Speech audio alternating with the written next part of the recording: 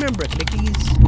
I was out of the Switch game for a while now, but luckily we're back with what seems to be Akko's new lineup of budget switches, some of which are recolors from HMX.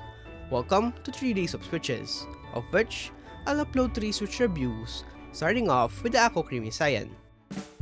It's a PC top and bottom switch, with here's the kicker, a palm click jacket for the stem. It has an operating force of 50 grams and a total travel of 4mm, and with the time of me using this, it's quite a light switch. I haven't used a clicky switch for a while now, and I'm amazed that Akko went in and made one in 2024.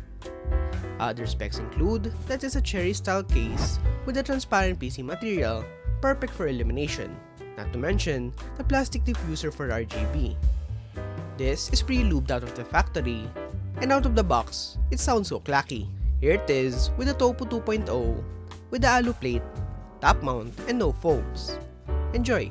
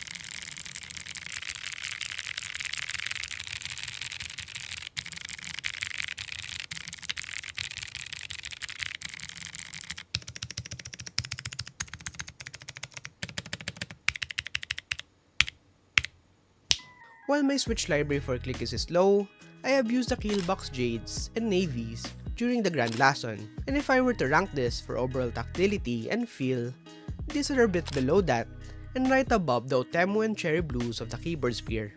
It didn't exhibit any scratchy feel, and it's super clacky because of the case material.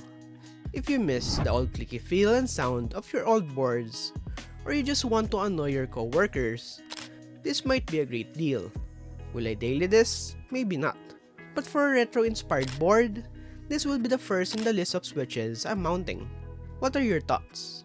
Once again, I'm John J. Bimaba, and I'll see you in the next video.